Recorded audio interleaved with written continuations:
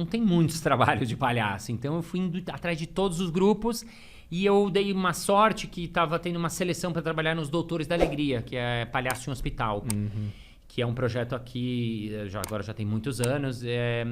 E aí eu passei essa seleção, eram 300 pessoas para 2 vagas, né? Porque o Doutores é um projeto remunerado profissional e muito legal e muito bacana. Você tem treinamento, né? Você tem toda uma formação, é lindo, é muito legal. Os palhaços eram muito bons, eu era muito fã dos palhaços dos Doutores. Então eu fiquei muito feliz porque eu tinha um salário finalmente para trabalhar com aquilo que eu queria. Foi meu primeiro salário, assim. Então aí que eu falei, opa, acho que dá para trabalhar, porque eu tenho essa garantia de que eu tenho esse emprego, pelo menos num primeiro momento, e posso trabalhar como palhaço. E aí comecei a trabalhar como palhaço em hospital e fiquei 4 anos com esse trabalho nos Doutores. Eu sei que a técnica ou a teoria do palhaço no hospital era um pouco diferente do clássico. O que é diferente? O que se ensina? É diferente porque é um ambiente bem delicado, né? Sim, é diferente porque, assim, o palhaço do espetáculo, que trabalha, por exemplo, num teatro, normalmente ele prepara um número, ele tem uma rotina que a gente chama, um número, mais fácil. Então, eu vou entrar, fazer malabares, brincar com uma pessoa da plateia, fazer isso. Ele tem o espetáculo mais ou menos já pensado e ele vai improvisar, interagir com o que acontece. No hospital, primeiro que muda totalmente, você não tem uma plateia. No hospital a gente trabalha criança a criança. Então, no quarto tem uma criança, 2, 3. Então, isso já muda muito, porque você não pode chegar... Não. Tem que chegar muito mais piano. Segundo, você não sabe quem é sua plateia. Você só sabe quem é sua plateia quando você abre a porta do quarto e olha para dentro. É nesse instante que você vai saber quem é que está ali jogando comigo. Por quê? Porque pode ser que seja um adolescente. Então, se é um moleque adolescente, eu não posso chegar com a mesma abordagem... se é uma criança, um moleque de 5, 6 anos, Sim. que não é a mesma abordagem de um bebê. Um bebê de 2, 3 meses, ele não fala. Então eu não posso chegar para um bebê, qual que é seu nome? O bebê não fala, então não dá para conversar com ele. Então, tem uma sutileza e uma diferença que é muito grande, porque você vai improvisar mais, o trabalho no hospital ele é mais ainda nesse sentido de improviso mesmo, de jogar com o inesperado. Às vezes você vai estar lá e tá a criança com uma enfermeira com a mãe. Então você vai ter que jogar com a criança, com a enfermeira e com a mãe. Às vezes vai estar lá, vai estar a criança e 2 pais. Às vezes vai estar a criança sozinha. Então cada vez é uma surpresa totalmente diferente. E aí você vai ter que jogar com aquela surpresa que se apresenta. Você vai ter que lidar com aquela novidade que chega. E qual é a missão, o objetivo desse palhaço no hospital? O objetivo do trabalho no hospital ele tem 3 âmbitos. Assim. O primeiro deles é trabalhar com os profissionais de saúde, médico, enfermeira, nutricionista, mesmo a mulher da limpeza, o cara da segurança, todo mundo que está envolvido naquele cotidiano, que são os profissionais daquele dia a dia. Segundo, trabalhar com os familiares, então os pais, né? Quem tá ouvindo a gente que tem filho, putz, quando você tem que levar um filho no hospital, a pior coisa do mundo, né? Eu tenho um filho, nossa, mesmo que seja uma coisa simples, então os pais ficam muito tensos, muito nervosos, é desesperador para um pai ter que levar um filho para quebrou um bracinho, qualquer coisa, né? Então você trabalha com os familiares e, em primeiro lugar, com as crianças que estão lá. Então trabalhar com a criança. Por quê? Né? O que é interessante desse trabalho, que eu fui entender quando eu entrei nele, assim, mergulhei mais nele, quando ela vai para o hospital, a vida dela muda bruscamente. Ela tem que ficar numa cama, a contragosto, ela às vezes não entende o que está acontecendo lá com ela não pode se mexer muitas vezes, ela tem que ficar na cama com um soro aqui. Então a criança vai murchando, né? Ela vai entrando para dentro e faz parte, né? E o palhaço, quando entra lá, ele vai e resgata esse lúdico da criança, esse colorido que a criança tinha lá fora e lá tá um pouco suspenso. Então ele tá lá para lidar com outro lado que a medicina acaba não lidando, porque a medicina lida com o braço quebrado, vai lá... Muito frio, né? É muito frio, faz parte, né? Sim, ok, mas assim, complementa o trabalho do médico, da enfermeira, da fisioterapeuta, né? Então, o palhaço traz aquele momento que a criança se diverte mesmo no meio daquela loucura. Às vezes a criança vai fazer uma operação no dia seguinte. Imagina a tensão que tá o pai, que tá a mãe, né? Vai fazer uma cirurgia na bexiga, que seja. Os pais ficam desesperados, a criança tá lá, não tá entendendo nada. Então, quando a gente vai lá brinca com a criança, primeiro, a criança sai um pouco daquela tensão. Já é muito bom, ajuda no tratamento. Hoje já é provado, né? Na época não se sabia, mas hoje já é provado. Segundo, quando um pai vê o filho rir, seu pai ri junto. Muitas mães choravam só de ver o filho rindo, porque falou, nossa, eu tô aqui há 2 dias, meu filho não ria mais. E qual foi o caso mais emocionante ou tenso que tu uma historinha que eu lembrei agora, que eu falei desse exemplo, foi esse de que a gente entrou no quarto da criança e a criança meio que fez assim, a mãe fez, não, obrigado. E a gente falou, beleza, vamos embora, porque quinta-feira a gente volta. Às vezes se a criança não quer mesmo... A gente também dá esse poder, esse protagonismo para ela poder falar, eu não quero. Então, a gente a gente diz sim pro não dela. Então, quando ele falou não, a gente foi embora. Só que antes de ir embora, a gente fechava a porta e voltava. Tchau, estamos indo embora. Tchau. Eu vou embora. E o moleque lá, tchau. Tem várias tchau. Ficava ameaçando que ia, mano. Isso, mas não ia. Aí a gente fez um tchau em slow motion. Tchau.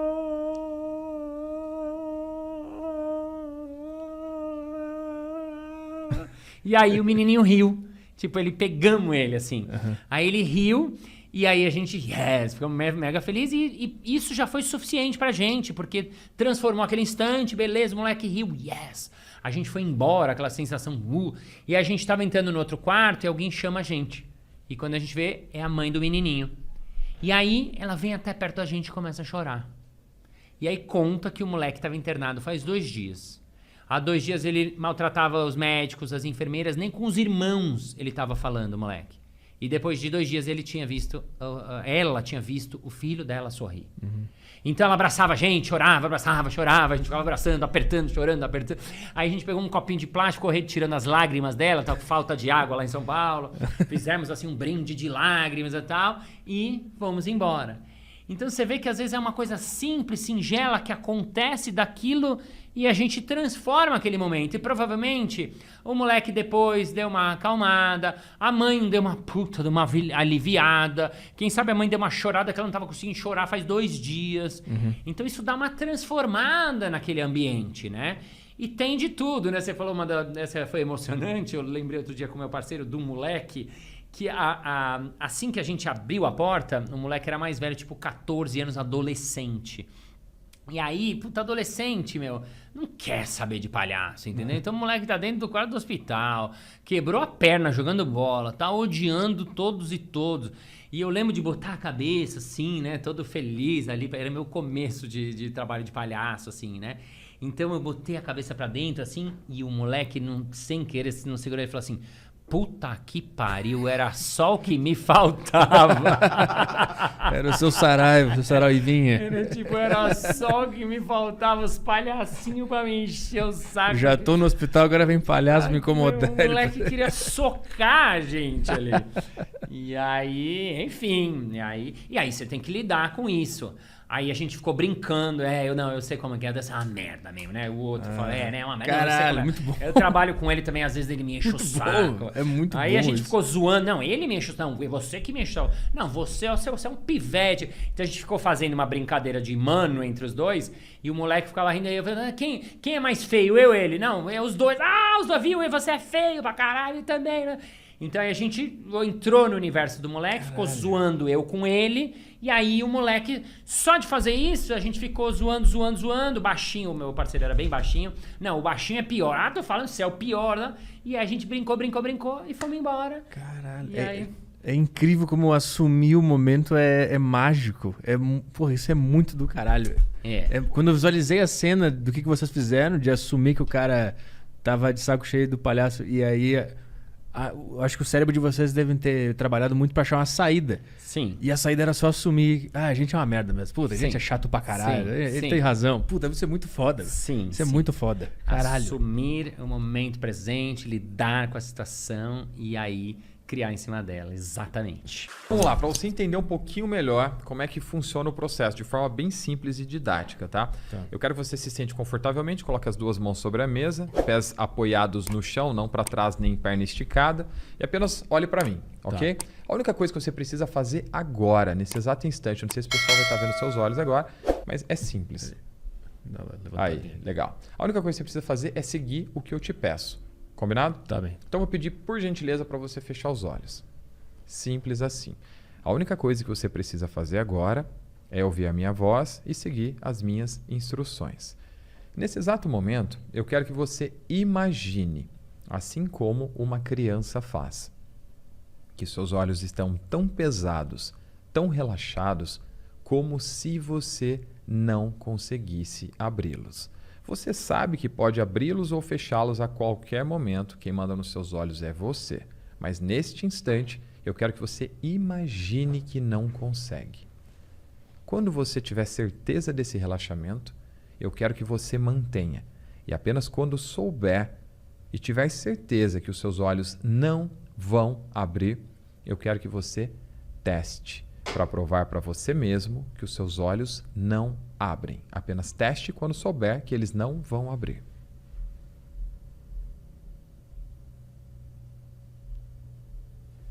Ainda de olhos fechados. Muito bem, eu vou contar de 1 a 3. No 3, você pode abrir seus olhos se sentindo muito bem e disposto. 1, uma sensação maravilhosa de bem-estar. 2, uma respiração agora bem profunda. E 3, devagarinho, voltando por aqui para agora, abrindo seus olhos, se sentindo muito bem. Pode abrir os olhos no 3. 3. Não dá. Não dá, não abre. Vou contar mais uma vez de 1 a 3. No 3 você abre. 1, 2, 3. Porra, eu não acreditava. Cara, agora eu vou desmaiar aqui. Meu. O que? Caralho, meu, eu ia roubar todo mundo na rua se eu soubesse fazer isso. Eu tô mal, meu. Que isso? Caralho. O que aconteceu, né? O Bruno dominou a tua mente? Não. Que isso? O Bruno te hipnotizou? Não. Por que você fez o processo tão bem e você realmente não conseguiu? Para quem acompanhou o comecinho, dava para ver que o seu olho tava assim, ó. Sim, ficou tremendo. Porque isso é um estado de transe. Né? Se você fica bastante tempo nesse estado, você começa a ter alguns sintomas que são naturais. A mão fica gelada, às vezes você vê a artéria aqui pulsando com mais intensidade. Se você ficar bastante tempo na hora que você abrir o olho, pode ser que seu olho esteja bem vermelho. E está tudo bem. Todos os sintomas do transe. E faz parte do processo. E você foi melhor do que eu esperava. Cara, mas como é que, por exemplo, tu consegue fazer isso, mas o Caio não conseguiria, por exemplo? Porque são palavras normais e comuns. Não tem nada de diferente do que tu falou. O que difere o que eu faço e o que ele faz? Se ele falasse as mesmas coisas pra mim, não ia funcionar, ou ia? Então, é que você, dentro do processo, lembra que você está consciente o tempo inteiro e que dentro da nossa mente subconsciente existe um sistema chamado sistema de autoproteção. Esse sistema de autoproteção, ele impede que você seja sugestionado o tempo inteiro contra a sua própria vontade, além do fator crítico que rejeita sugestões, lembra? Então, por exemplo, eu te peço para atravessar uma avenida bem movimentada, você vai dizer não, porque tem um fator crítico e lá dentro está escrito, é perigoso, então eu não vou. Então, é um sistema de autoproteção que te protege o tempo inteiro de forma instintiva. Né? O sistema de autoproteção é como se eu pedisse para você dar uma caminhada na rua e de repente escapa um cachorro bravo e vai para cima de você. Você precisa pensar para correr? Não, é instintivo, né? Teu cérebro produz uma química chamada adrenalina, joga no sangue, sangue na perna, você sai correndo. Por que isso aconteceu? Porque você está consciente o tempo inteiro e você só aceita sugestões que são legais. A nossa mente o tempo inteiro ela salva informações desde quando nós tínhamos 3 meses de gestação na barriga da mãe. Aí tem gente que vai perguntar, mas por que 3 meses de gestação, Bruno? Porque a partir do 3º mês de gestação é quando o bebê tem um sistema nervoso central formado. Isso quer dizer que a partir daquele momento eu começo a captar as coisas ao meu redor. Eu entendo tudo o que está acontecendo? Não, eu não entendo, mas eu começo a perceber. Tanto que em fases mais avançadas da gestação, quando a mãe conversa com o bebê, de um jeitinho ou de outro ele responde. Dá um chutinho, se movimenta, fica mais agitado. A partir daquele momento ele começa a receber informações. Aí tem gente que vai ficar assim, mas como assim, Bruno? Ele entende as coisas que estão acontecendo ao redor? Como é que a gente absorve informações em relação a tudo que está acontecendo ao nosso redor? A mente, ela salva informações de acordo com a forma como a gente as interpreta. Como assim? Imagine uma mãe que colocou o bebê no berço com, sei lá, 6 meses de vida e de repente ela sai. O bebê estava dormindo, ela sai e foi fazer as coisas de casa. Daqui a pouco esse bebê acorda, olha para um lado, olha para o outro, cadê minha mãe? O que essa criança faz? Chora. Chora, chora, chora. A mãe não aparece ou demorou a ver. O que você acha que aquele bebezinho com apenas 6 meses de vida pode ter sentido em relação à ausência da mãe naquele momento? Medo, dor. Cadê minha mãe? Será que ela vai voltar? Aham. Será que ela me abandonou? Será que ela me rejeitou? Por quê? Porque a criança ainda não tem o sistema cognitivo formado. Então ela não entende tudo o que acontece ao redor dela. Mas a percepção foi, fui abandonado. É assim que a nossa mente salva informações o tempo inteiro. Sem o nosso consentimento. Esse é o lance que me pega. É. A nossa mente tem um filtro chamado fator crítico. O fator crítico é um filtro que protege as informações que eu já aprendi com a única e exclusiva função de evitar que algo de ruim me aconteça. Por exemplo, imagine que eu te peça para atravessar uma avenida bem movimentada sem que você olhe para os dois lados. O que você diria?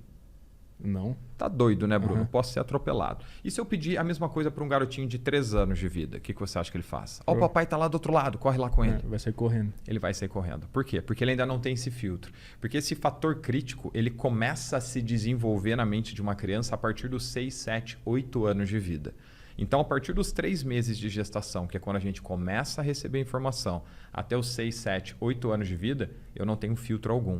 Então, todas as informações entram igual faca quente na manteiga, com toda a tranquilidade e facilidade do mundo.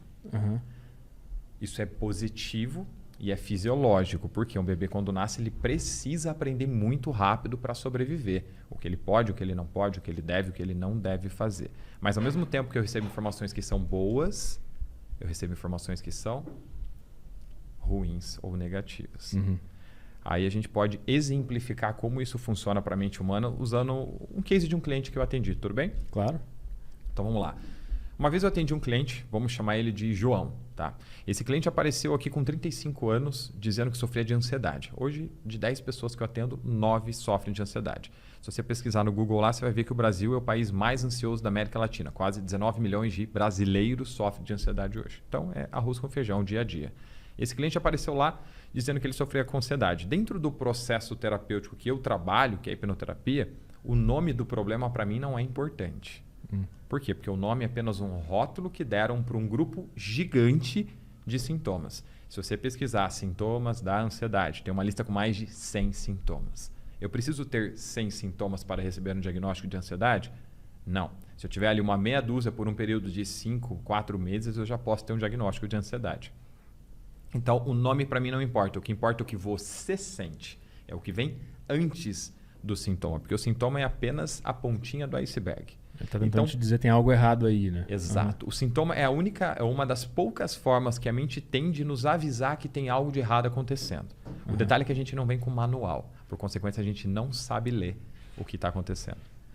Vamos lá, contar a historinha do João. O João apareceu com 35 anos e ele dizia que a ansiedade gerava baixa autoestima, insegurança, procrastinação, medo, insônia, compulsão alimentar, que fazia com que ele se prejudicasse dentro do trabalho, nos relacionamentos, ou seja, era uma bola de neve na vida do João. O João comentou que estes problemas começaram quando ele tinha 25 anos. Aos 30 anos, desculpa. Quando o João tinha 30 anos. Aos 30 anos, o João foi casado, ele foi traído, descobriu, perdoou, não contente, ele tomou um pé na bunda e ela ficou com o amante. A partir daquele momento, o João começou a ter crises de ansiedade. Aí eu te pergunto, foi a traição e o pé na bunda que desencadearam a ansiedade do João? Sim ou não? Você acha que foi a causa do problema dele, sim ou não? Acho que não. Acho que foi como ele interpretou aquela situação. Perfeito. Como ele absorveu aquilo, né? Um gatilho. Foi um gatilho. Dentro do processo terapêutico, o João trouxe várias informações muito legais, muito importantes. Quando o João tinha 25 anos, o João foi noivo. E um dia, sem mais nem menos, a noiva dele terminou com ele. Dias depois, ele descobriu que ela estava com outro. Quando o João tinha 15 anos, ele namorou uma mocinha e um dia, numa festa, ela foi ao banheiro e demorou para voltar. O João foi procurá-la, procurou. De repente, ele encontra a namoradinha no fundo da festa, no escurinho, dando os beijinhos em outro. Quando o João tinha 7 anos, ele gostava de uma menininha na escola. E um dia ele decidiu dizer para ela isso. Quando o João se declarou, ela disse que gostava do melhor amigo dele. Quando o João tinha 3 anos de vida, o João estava no colo da mãe, dormiu, a mãe botou ele no carrinho de bebê e saiu. O João acordou, procurou a mãe, não viu, chorou, chorou, chorou, a mãe não apareceu ou demorou a vir. Quando o João tinha 6 meses de vida, estava no colo da mãe, mais uma vez dormiu, a mãe colocou ele no berço, saiu, o João acordou, procurou a mãe, não viu, chorou, chorou, chorou, a mãe não apareceu ou demorou a vir. Todas essas informações o João me trouxe dentro do processo terapêutico. Aí o que começa a ficar interessante? Aos 6 meses de vida foi a primeira vez que o João teve acesso a uma emoção negativa associada a abandono e rejeição. Aí tem gente que vai dizer, Bruno, mas ele não foi abandonado. Ele não foi. Mas ele era um bebê de 6 meses. Ele sabia disso? Quando ele acordou sem a mãe no berço? Sabia sim ou não? Não sabia. Não sabia. Bruno, mas a mãe dele apareceu depois, pegou ele no colo, deu amor, deu carinho, fez o Joãozinho parar de chorar. Sim, mas o João já sentiu. A partir do momento que eu tenho acesso a uma emoção pela primeira vez, eu nunca mais preciso vivenciá-la de novo para saber como é, porque a minha mente salva. Tanto que se eu te perguntar, você precisa ficar triste para saber como é estar triste? Não. Precisa ficar feliz, com raiva ou qualquer outra emoção? Não, porque você teve uma primeira vez que você teve acesso àquela emoção, a tua mente salva. Então você não precisa mais reproduzir. Como é que funciona o processo do João em relação à ansiedade? Vamos contar a história do João de uma forma um pouquinho diferente, tá? Vamos lá. O João, aos 25 anos, teve aquela situação do noivado dele, no qual ele se sentiu abandonado e rejeitado. Vamos começar dos 6 meses de vida. Aos 6 meses de vida, o João teve acesso a uma emoção de abandono e rejeição. Aquela informação entra, fica salva na mente dele. Aos 3 anos de vida, mais uma vez, ele reforça aquela emoção. Aquela informação entra, mais uma vez, fica salva. Aos 7 anos de vida, antes, muitas mães vão ficar preocupadas, né? Mas espera aí, então quer dizer que eu não posso deixar o meu filho 1 minuto sozinho no berço, que eu posso fazer com que ele se sinta abandonado e isso gere um problema para a vida dele? Não. Todas as emoções que hoje a gente conhece, em algum momento da vida a gente teve acesso a elas e a gente sentiu. Tem uma primeira vez que a gente se sentiu abandonado, rejeitado, bravo, triste, feliz, etc. na infância. Então não gera um problema, é apenas uma emoção aprendida. Aos 6 meses o João teve acesso a essa emoção, aos 3 anos ele reforçou, aos 7 anos mais uma vez ele tem acesso àquela emoção pela menininha da escola que ele gostava. Porém, aos 7 anos é quando o João começa a ter aquele filtro chamado fator crítico, que protege as informações que eu já conheço. O fator crítico, fazendo uma analogia, é como se fosse o porteiro da mente. Ele que define quem vai ficar do lado de fora e quem vai entrar de acordo com aquilo que eu já conheço. Ele sabe quem mora e quem não mora ali. Exato. Quando aquela informação chega no fator crítico, ele já está trabalhando. Só um minutinho, peraí. Abandono e rejeição, deixa eu ver se eu te conheço. Confere do lado de dentro. Já não tinha tido acesso 2 vezes? Conheço, abandono e rejeição, pode entrar. Seja bem-vindo, a informação é aceita. 15 anos de vida, abandono e rejeição, conheço, entra. 25, opa, entra. 30, entra. Aos 30 anos, imagina um copo. O do João estava cheio até a tampa. Quando ele teve aquela traição e aquele abandono no casamento aos 30 anos, o copo dele transbordou. Quando transbordou, foi a famosa gota d'água, surgindo um sintoma. Como é que funciona? É como se a mente do João dissesse, João, chega, cara. Você já foi muito abandonado, já foi muito rejeitado. A partir de agora eu vou cuidar de você. A partir de agora eu vou assumir o controle da sua vida. Prazer? Ansiedade, depressão, pânico, fobia, compulsão, qualquer que seja o nome do problema, sintoma ou comportamento sabotador. É a mente tentando mudar aquilo, é isso? A mente, após a repetição, cara, tem que gesticular, né? Se me segura, parece que eu não consigo falar. Não, vai. Pode ir. Tem problema. Após a criação de um padrão. O João teve acesso e reproduziu este padrão várias vezes. A mente humana ela é ociosa. A partir do momento que ela cria um padrão, que a gente chama de caminho neural, ela tende a continuar repetindo aquele padrão. Para economizar energia. Justamente para economizar energia. A partir do momento que ela cria aquele padrão, ela tende a continuar repetindo aquele padrão, entendendo que aquilo é muito ruim para o João e faz mal para ele, é como se a mente antecipasse aquela emoção de abandono e rejeição, com a intenção de protegê-lo, evitando que ele vivenciasse aquilo de novo. Assim surge a ansiedade. A ansiedade não é o tempo inteiro eu antecipar uma emoção. E se não der certo? Sim. E se eu não conseguir? E se eu não for bom bastante? E se não gostarem de mim? Ou seja, o João, por incrível que pareça, ele ficou 5 anos extremamente protegidos de ser abandonado e rejeitado. Qual a única probabilidade de eu não ser abandonado? não estando num relacionamento. Aham. Ou seja, o João até conheceu algumas pessoas, mas sempre quando ele começava a se relacionar com essas pessoas, a mente dele começava a antecipar aquela emoção de eu vou ser abandonado, eu vou ser rejeitado. Essa mulher é muito areia para o meu caminhãozinho, ela é muito bonita para mim, ela não vai ficar comigo. E ele começava a sabotar os relacionamentos. Então foram 5 anos extremamente protegidos. É muito interessante como o fator crítico funciona, porque uma pessoa que é ansiosa, deprimida, se você chega nela e fala assim, poxa, cara, você é um cara novo, você é um cara bonitão, você tem uma vida inteira pela frente, você não pode ficar desse jeito se lamentando por tudo aquilo que aconteceu com você. Você tem mais é que ser feliz. O cara fica pior, né? Adianta falar isso para a pessoa? Ele fica mais ansioso ainda, né? Fica. Ele percebe que ele pensa que tá perdendo alguma coisa que ele podia estar fazendo e não tá fazendo. Caramba, parece que eu tô assim porque eu quero. Quando esse você precisa ser feliz chega no fator crítico, é como se o fator crítico, o porteiro da mente, dissesse assim, peraí, feliz?